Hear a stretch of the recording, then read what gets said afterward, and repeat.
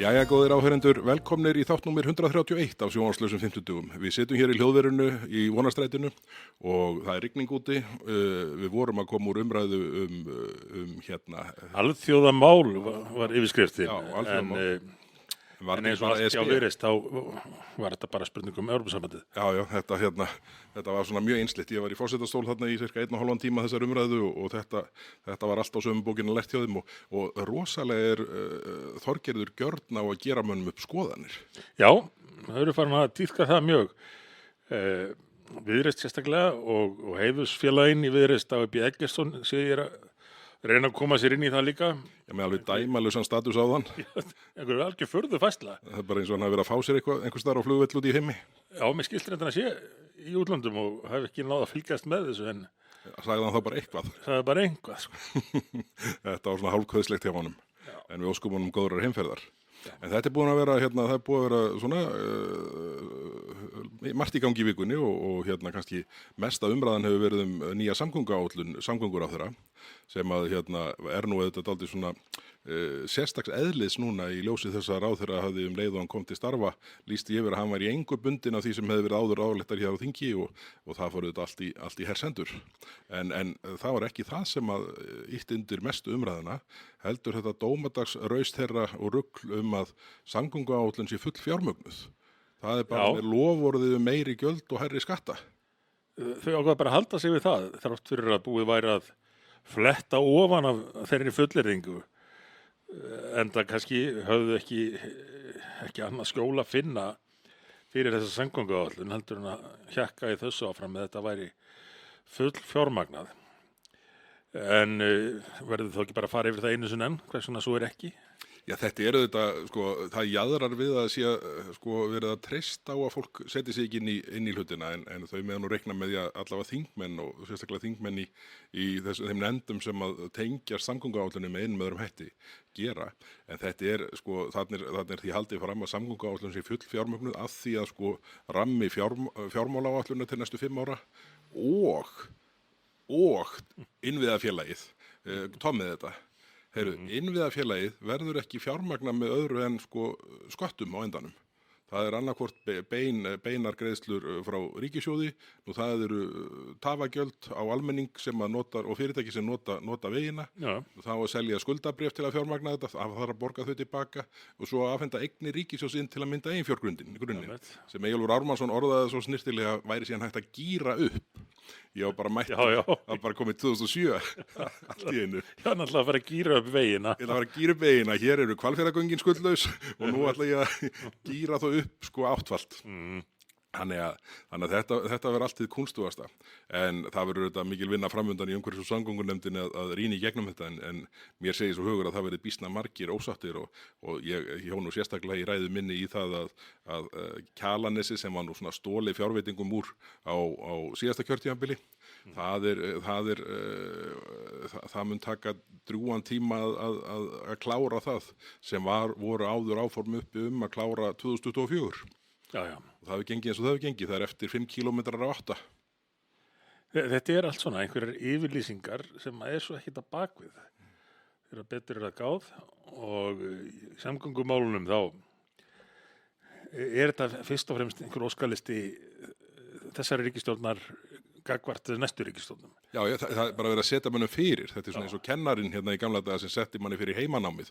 En maður naut þess þó sjálfur að líta til með bókunum heima. En nú er verið að setja mönnum fyrir að gera allt og ekki neitt, já sérstaklega allt á næsta og þar næsta kjörtímabili. Það sem er alveg örugt að sumir þeirra ráðherrar sem nú sitja í embættum verði ekki í sömu stólum. Einmitt og hætt við að ný ríkisstjórn komið þá bara með sína samgönguáætlun eins og þessi komið nýja eftir þá síðustu. Ég rifjaði hann einmitt upp í morgun framsöguræðu Sturlu Böðvarssonar þegar hann mælti fyrir lögum samgönguáætlun. Það var þarna 2003 og hann leggur síðan fram fyrstu samgönguáætlunina í núverandi takti þar sem þeir eru allar sameinaðar nokkru síðar. Og þetta þetta hugsunin sem var tengd þessu að reyna svona að tengja saman allar þessar framkvæmda áætlanir í samgöngukerfinu. Áður var vega-áætlun, það var hafna-áætlun, það var svona, þetta var margþætt. Þarna var farið í það að reyna að tengja þetta saman þannig að næði sem mestur árangur og verið hort á landi sem eina heild og samfellu. En partur af því var líka að ýta undir sko að framtíðarsýnin væri meiri til að menn næðu betri nýting út úr fjármunum. Það svona dálítið verið að kippa því úr sambandi með þessari nálgun núverandi samgönguráðherra Eyjólfs Ármannssonar sem auðvitað ekki gott og við ættum að hann í rauninni að færa þetta til þess vegar að þetta verði bara 5 ára áætlun. Það verði bara 5 ára framkvæmdaáætlun, annað og þriðja áætlunartímabilið sem eru til 5, 10 og 15 ára. Þau séu bara svona minnispunktar sem eru ætlaðir sem svona einhvers slags þöggunar verkfæri til þess að sveitarstjórnarmenn út á landi sérstaklega og höfuðborginni líka hætti að væla og geti þá sagt já þetta kemur á tímabili 2 eða 3. Það kemur ekkert á tímabili 2 eða 3. Nei. Það nú málið. Alltaf sama umbúðamennskan í sjóðum þegar við bendum á innihaldið. Það er bara, viljið ekki betri vegi? Akkurat. Er það mótið samgöngum? Jó, sko, við erum að útskýra það að þetta mun ekki skila því. Nei, einmitt. Þið er að ganga frá þessu. Þetta eins og dellan hérna í sko sumar þegar var gargað sko að við værum á móti sko smábátaútgerð og strandveiðum því að við vildum fá að vita hvaðan ætti að taka kvótann til að auka þetta. Það ekkert innihald í þessu hjá þessu ágæta fólki. Eða bara Inga Sæland, barna- og öldrunarráðherra hérna áðan. Ég spurði hann um fyrirhugaðar breytingar á grunnskólanum sem hann hafði boðað þarna strax í upphafi og fékk nú bátt fyrir. Það reynda farið langt með eitt og annað í forsendum sínum en ég spurði hvort hún ætlaði að halda sig við þetta og þá hvenær. Var nú ekki flest allt sem hún sagði gagnrýnt á endanum? Jó, hún hafði svona ekki kynnt sér málið áður hún fór að stað með yfirlýsingarnar. Algjörlega óvænt. En svarið var bara, já, við þurfum að gera betra fyrir börnun okkur og hvort þið ekki væntum börn. Já, en þú ætlar ekki að útskýra hvernig þú ætlar að gera það. Nei, og Guðrún Hafsteinsdóttir spurði hann um þessa sérkennilegu ráðstöfun að hún ætlaði áfram að hafa umsjón með öldrunarheimilum eða hjúkrunarheimilum. Þrátt fyrir að samkvæmt forsetaúrskurði sem að skiptir verkefnum milli ráðherra þá sé þetta hjá félagsmálaráðherrunum. Og það ástæða fyrir því að það skýrt. Já, akkurat. Ábyrgðin liggur þar en hana langar greinilega að klippa að borða eða ég veit ekki hver tilgangurinn með þessu Jóni. Hún útskýrði reynda þannig að hann væri svo nýr í embætti. Þessi ráðherra, hann kynni ekkert á þetta og þess vegna þyrfti hún að fylgja þess eftir. Er hún ekki ný í hinu embættinu? Jú, eins og sjá mátt af tilkynningum hennar hann að stressi upp að því sem hann hafði ekki alveg náða að setja sig inn í. En hún kom svo og las upp einhvað sem var búið að prenta út fyrirfram fyrir þennan óundirbúna fyrirspurnatíma það að áður hefðu verið 2 ráðherrar í einu ráðuneyti tíma. Það allt annað. Sem allt annað eins og Sigríður Andersen rakti í grein í Morgunblaðinu í dag, 50. Og bara undansláttur en svo fyllt eftir með þessu. Við verðum að passa upp á eldri borgarna okkur og eru þið á móti því að gera það. Allt svona. Þetta einhvern veginn það sem allt gengur út af þessari. Og áfram heldur orðaleppa smíðin. Það er náttúrulega sko runan sem við fórum yfir hérna í áramóta þættinum okkar. Það er engin smálisti sem þar komin en svo þetta ekki hægt að líta á þetta nema það einhvers slags orðalepp þessa furðu fullyrðingu að samgöngu eitthvað sem full fjármagnað þegar það ekki. Það er bara fullyrt einhver vitleysa og vonaði að það sé gert nóg oft þá að minnstakosti lesi þeir sem trúi þeir sem lesa rauða þráðin eða hvað nú kallað hérna nei, ég man ekki hvað kallað hérna hjá þeim Kratin, já, Kratin eða hérna bloggsíða Viðreisnar Eyjan Já, DFF Það er alltaf að verða svona hérna mýkri pistlarnir þar. Ætli þetta sé öfugur hlutfalli af áfengismælingu þegar þeir eru skrifaðir. Það er spurning. Heyrðu, en færum okkur aðeins yfir í alþjóðamálin. Það er hérna það var þessi umræði í salnum áðan. Já. Svo eru ýmsir að hittast í Davos og þar kom nú á daginn að sennilega grein sem þú skrifaðir í Morgunblaðið í byrjun síðustu viku, var það ekki? Jú, Eða miðja síðustu, já, það er svona 10 daga síðan eitthvað svo leiðis. Að það var nú sennilega svona á endanum miðað við hvernig mál standa núna, er það svona ekki svona næst því sem var þróun mála? jú, ég held að megi alveg segja það. Er næstu því allir stuðningsmenn Viðreisnar og Samfylkingar höfðu rokkið að hjörunum, Já, farið einhverja sko öskurkeppni hvor gagnvart öðrum. ég taldi tímabært að róa menn aðeins og ég sá að Mark Rutte, framkvæmdastjóri NATO, virtist nú svona taka sama pól í hæðina og ná að leiða málið aðeins í jörð. En þrátt fyrir þetta þá sá utanríkisráðherrann ástæðu til þess að kveikja í salnum hérna áðan. Ótrúlegt alveg. Og, Ég var þarna að taka mína fyrstu fundastjórn sem forseti Alþingis. já, Það var áhugavert og mjög sérstætt að hún skildi taka þennan pól í hæðina. já, einhverju fullyrðingar að mann stytti ekki Grænland en hafði ekkert fyrir sér í því. Það maður skapur í stjórnvöld að tala eitthvað, nú þurfa þjóðina að standa saman. Þú veist, ef þú ætlar að halda fram einhverju svona dellu, viltu ekki gera því einhverju svona lokuðum hópi þar sem að sko fólki sem þú veist að halda því fram að hafi sagt eitthvað sem það sagði ekki, situr ekki fyrir fram að þig. Það má búast við því að bröðust verið við. Já, Dagmæga það, hann sendir einhver frá sér bara að flugull í útlöndum og treystir á að vera ekki leiðréttur. Já. En ég sé núna, þetta var 8. janúar, 5. 8. janúar, þá birtist Bandaríkin eru ekki við það að gera innrás í Grænland, var fyrirsögnin á þessar ágætu grein. Og þetta hefur svona nokkurn veginn teknast upp svona síðan 8. janúar, eins og lýsir þarna. Já, menn fara svo ofta að ímynda sér að heimurinn sé við það að farast. Þið sem hlustið, þið getið fundið þessa grein bæði í Morgunblaðinu auðvitað og síðan inn á VF Miðflokksins. Það er greinin aðgengileg. Já. En svona við aðstæður eins og nú er uppi, þá er mikilvægt að líta á raunveruleikann og nálgast hlutin út frá raunveruleikanum sem að þessi ríkisstjórn virðist eiga svolítið bágt með því að hún lifir í sínum heimi og haga sér eftir því.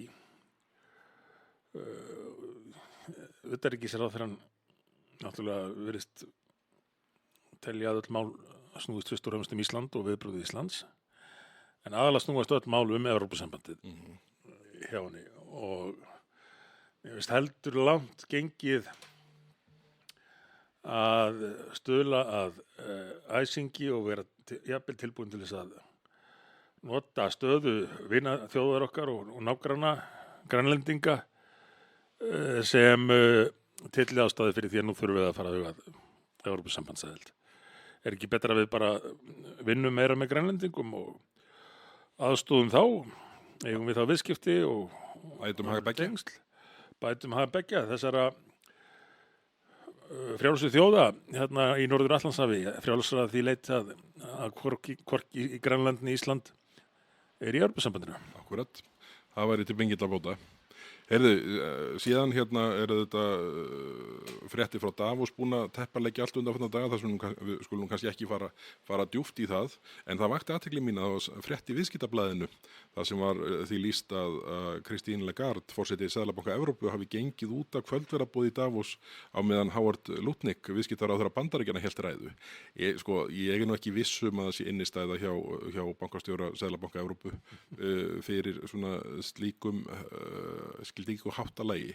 Það er ef við horfum bara á þróun hagvaxtar í Bandaríkjunum annars staðar og Evrópusambandinu hins vegar, þá hallar mjög á Evrópusambandið svo vægt sér til orðatekið.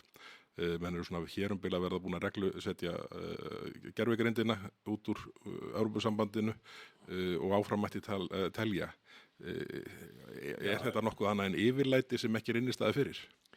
Já, þetta er að minnsta kosti til marks að menn þarna í Evrópusambandinu sjórnir viðkvæmir fyrir gagnrýninni frá Bandaríkjunum og gagnrýnin þaðan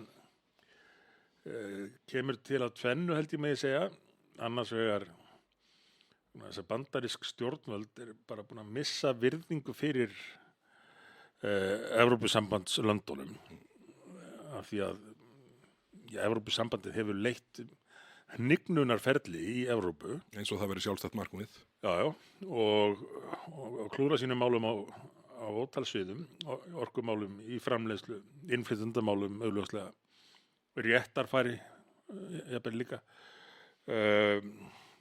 með auknum ritskoðana tilburðum og þar fram til göttunum. Þannig að fyrir það að veikja stöðu Evrópu, þá hefur hún tapað dálítið virðingu, en leið þetta, held ég sagt, af hálfu til að mynda varaforseta Bandaríkjanna, sem barst nú í tal hérna í umræðin áðan, satt af ákveðinni væntum þykju fyrir Evrópu, sem vöggu vestrænnar siðmenningar, mönnum gremst að sjá hversu illa Evrópa fer að sínu ráði sínu. Þótt margir myndi eflaust vilja benda á eitt og annað sé betra í Evrópu en í Bandaríkjunum og má til sannarvegar færa. En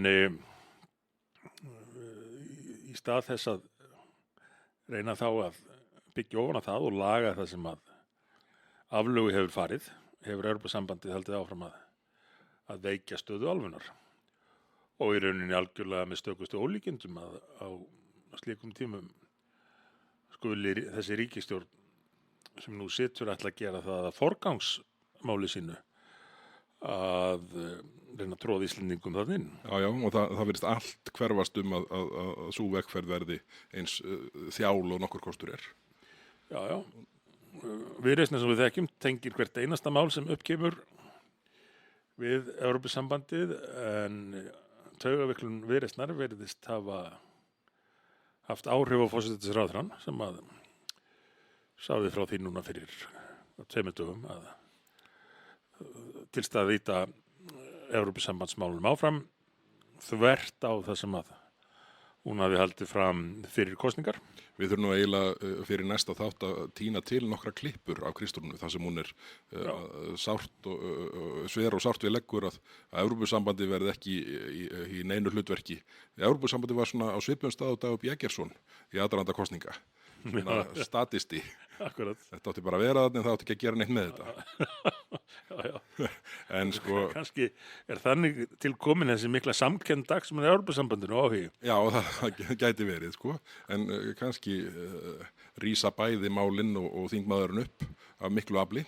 Það verður nú uppreist æru fyrir dag ef Evrópumálin verða það forgangsmál sem allt stefnir í núna og auðvitað í boði forsætisráðherra Kristrúnar Frostadóttur sem virðist einhvern veginn vera einhverjum marki fara á taugum og kannski er þetta svona löngunin til að setja fókusinn á Evrópumálið þegar efnahagsmálin eru jafn snúin í stöðu og raunin er í stað þess að horfa inn á við og leysa það sem þarf að leysa hér heima við. Já, við sjáum hvort honum takist að plata Kristrúnu til þess eins og honum tókst að plata Sjálfstæðisflokk og Framsóknarflokk til að fjármagna fyrir sig borgarlínuna.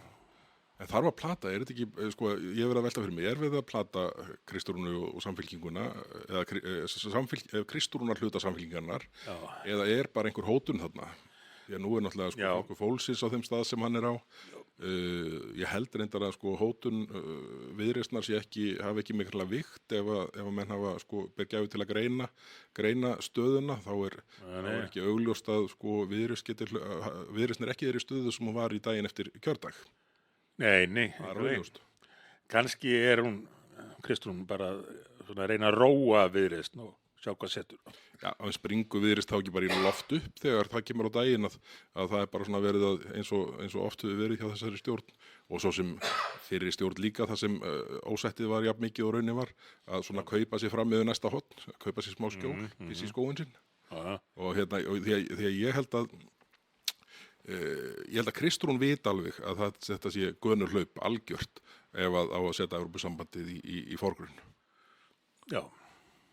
Þannig að ég mynda mér það. Þú veist kannski farin að reyna að sannfæra sjálfa sig annað, ég skal ekki segja.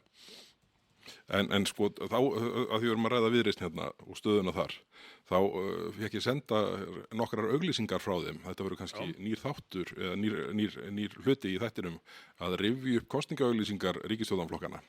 Og það, ég bara krossaði mig, ég er ekki farin að skoða auglýsingar Flokks Fólksins, það er nú eitthvað skrautlegt þar örugglega. En ef ekki að byrja hérna á einni, við þurfum að finna nafn á þennan þátt. Hljóð og mynd, nei. Já, Við byggjum ábendingar frá áheyrendum. Hvað eigum að kalla þennan nýja þátt það sem verða rifjað upp kosningalofvörð stjórnarflokkana.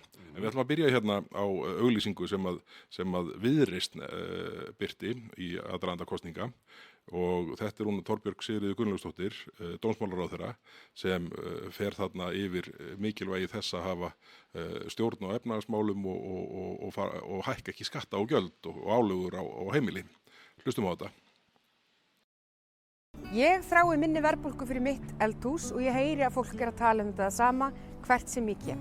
Á meðan að þetta er staðan á Íslandi, þá getur ekki verið lausnin og það kemur ekki til greina að ætla að hækka skatta á vinnandi fólk og lítil og miðalstór fyrirtæki.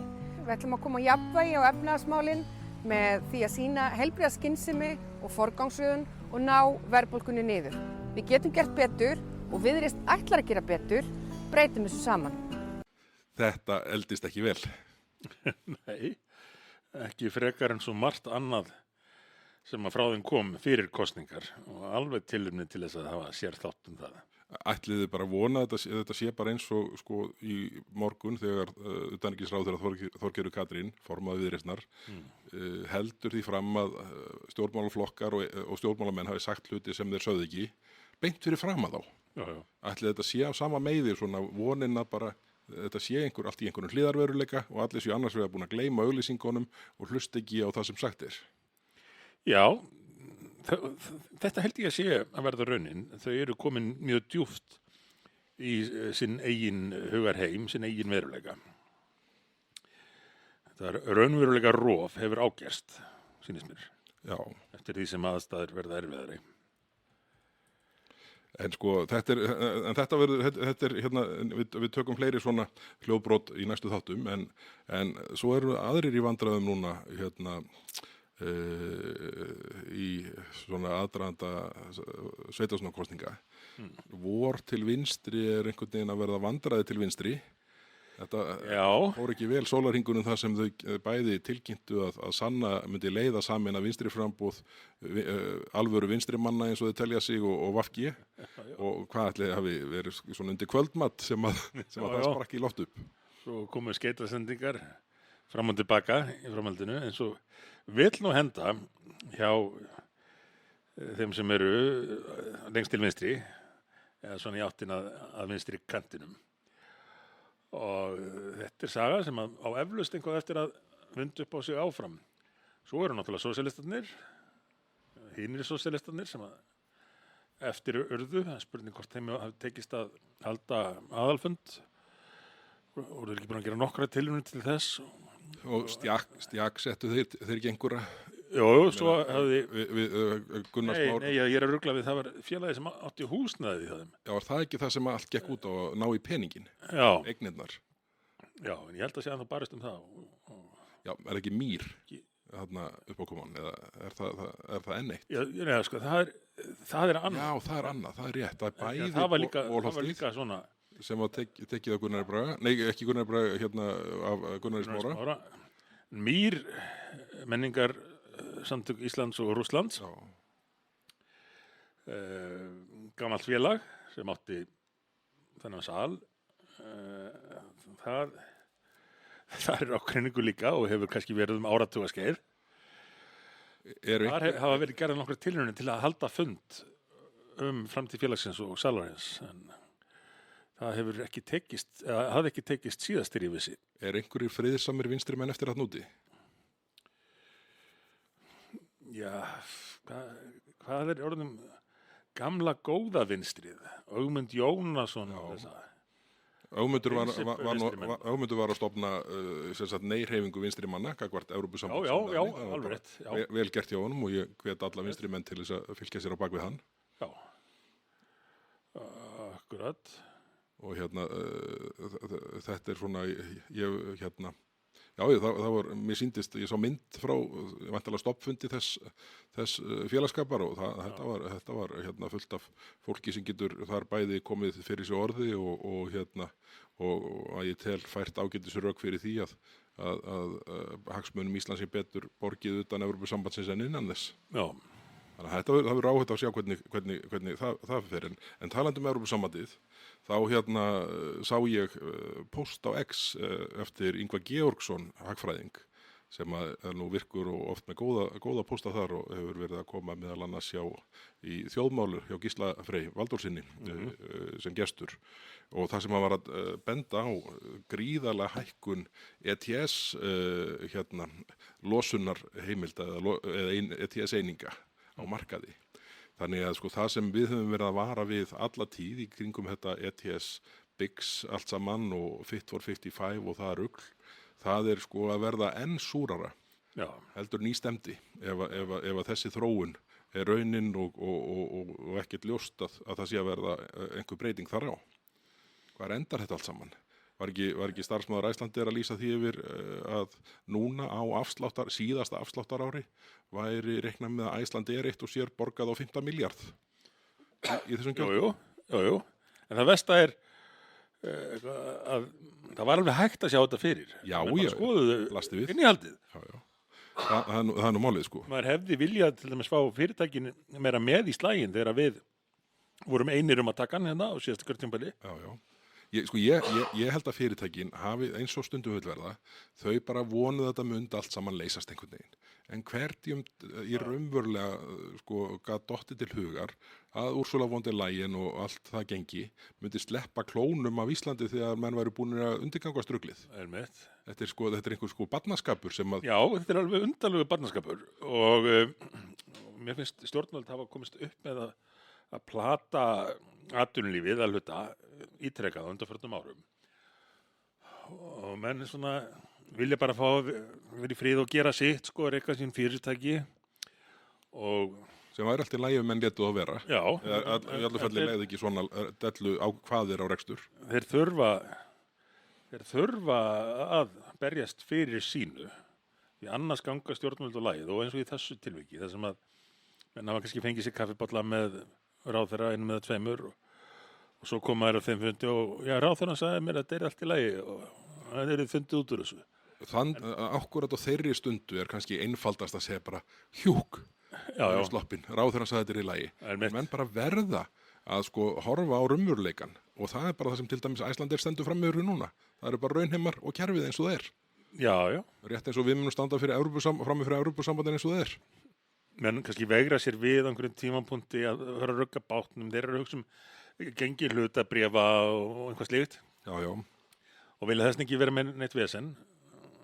En það kemur við litlum notum þegar að skaðinni síðan skeður. Já, það er nú málið. Ég ræddi þetta nú á viðskiptaþingi held ég að verið síðast. Þetta með skilningsleysi ekki bara stjórnmálunum gagnvart atvinnurekstri heldur líka stundum skilningsleysi í atvinnurekstrinum gagnvart stjórnmálunum og hvernig þau virka. Og framkvæmdastjórinn summerar þetta ágætlega upp, hann Björn Brynjólfur sagði já, þú meinar að þótt þú hafir ekki áhuga á pólitíkinni þá hefur pólitíkin áhuga á þér. Og það er svolítið staðan hjá þessum fyrirtækjum. Þau verða bara að reyna að halda sínu gagnvart misgáfulegum ákvörðunum stjórnmálamanna. En hugsa sér, ef við horfum bara á Icelandair, þá erum við að horfa á, nú er þetta síðasta afsláttarárið sem er í gargengi 2026. 1. janúar 2027 tekur kerfið við að fullum þunga. Ef við erum bæði að horfa á það að allur afsláttur falli út og að verð á þessum einingum sé að hækka jafn mikið og Ingvi Georgsson bendir á þarna, þá er þetta svakaleg staða sem blasir við. Já. Og til þessi leikurinn gerður að það verður bara of dýrt að ferðast. Þannig að flestir hafi jafnvel ekki efni á ferðalögum með flugvél. Já.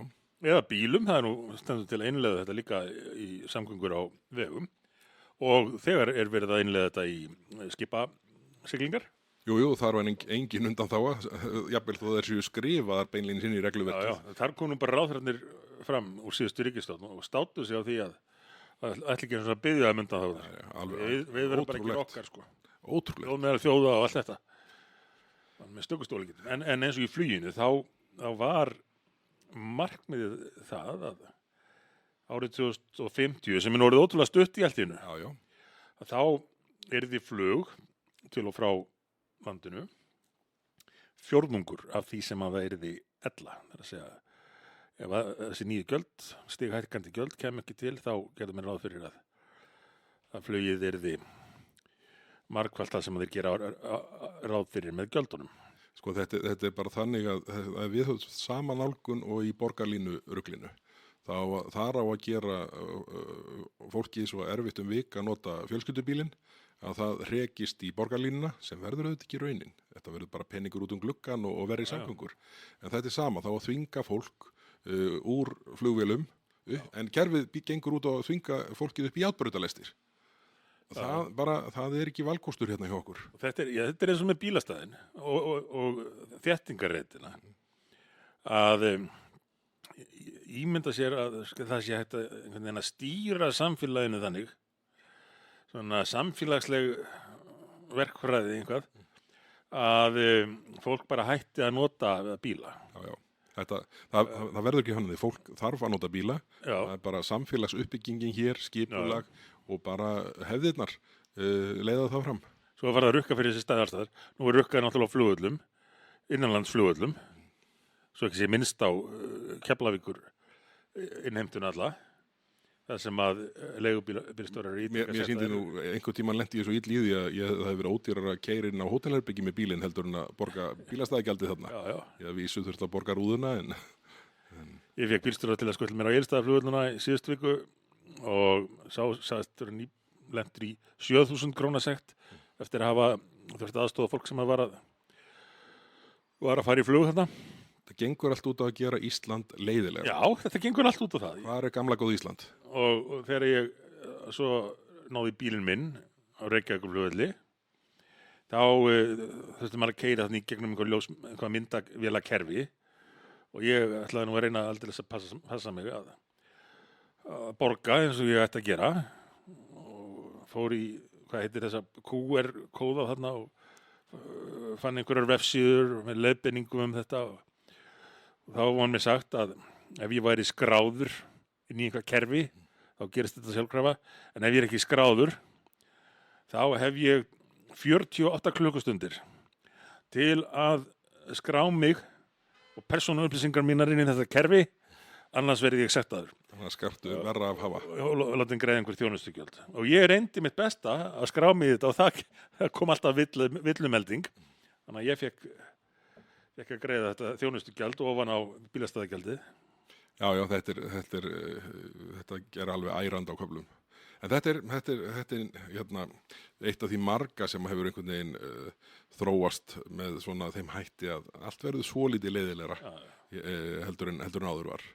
En hvað svona, nú er hérna, það bólar enn ekkert á bókun 35 á dagskrá þingsins, en það styttist nú væntanlega í það, svo nema það þekkir. Já, miðað við þennan Evrópu áhuga þeirra. Þekkir gengið rétt, en það er svona, maður er dálítið ennþá að bíða eftir, það er bara mál eins og í umræðinu samgönguáætlunina því þetta hverfði svo mikið þetta innviðafélag, þá héldu stjórnarlega fram í einhverjum misskilningi að menn getur bara glöggva sig á þessi samráðsgátt stjórnvalda hvernig þetta er stilt af, en raunin er að það er nú reynda bara svo kallað svona áformaskjal inni sem er ekki það sama og drög að frumvarpi. Þannig að það eru nokkur mál sem að maður bíður eftir að komi fram og það er svona eins og ég hreinlega velti fyrir mig hvort að til að mynda það er vantilega fjármálaráðherra sem kemur fram með þetta mál innviðafélagið. Sko ef að hann ætlar ekki að koma fram með það fyrir í febrúar-mars þá bara óska ég mönnum góðs gengis við að koma í gegn slíku frumvarpi ef að menn sjá fram á sko gríðarlega aukna gjaldtöku og akstur og ökutæki. Já. Og þetta er ég ekkert að segja að það þurfi ekki að greiða fyrir uppbyggingu vegakerfisins. Það blasir við að það þarf að gerast. En staðan er svo að í dag eru ökumenn rukkaðir miklu meira heldur en sem nemur því sem varið til uppbyggingar og viðhalds á vegakerfinu. Miklu meira, miklu meira. Þannig að menn þurfa aðeins að horfa á einhverja heildarmynd, Já. ekki bara eina sneið í einu sem endar á því að akstur og ökutæki verður orðin gjald tekin með þeim hætti að það verður hér einhvers slags uppreisn, held ég. Já, menn hugsa ekki heildarmyndina og hugsa ekki langtímaáhrifin. Til dæmis varðandi þessa borgarlínu og öll þessi áform. Og nú það bara byrjað að gerast í Bandaríkjunum að þessi sjálfkeyrandi bílar eru komnir á stað sem að mun hafa mjög veruleg áhrif á samgöngur. Þegar að hérna á höfuðborgarsvæðinu verða bara rafmagnsbílar á ferðinni með fólk eftir þörfum og gerir borgarlínu áforminu þetta algjörlega úrelt. En menn halda áfram á sinni braut af því þeir eru búin að vinna svo lengi að mistökunum. Og svo eru svo margir farnir að hafa hag af því að vitleysan haldi áfram. Búið að stofna heilu félögin þetta, þar eru starfsmenn sem eru investarðir í þessu, það er búið að ráða verkfræðistofur og hina og þessa ráðgjafa, búið að stofna nefndir, undirbúningshópa og menn dæla frá sér skýrslum og sjá fyrir sér mikla vinnu framundan.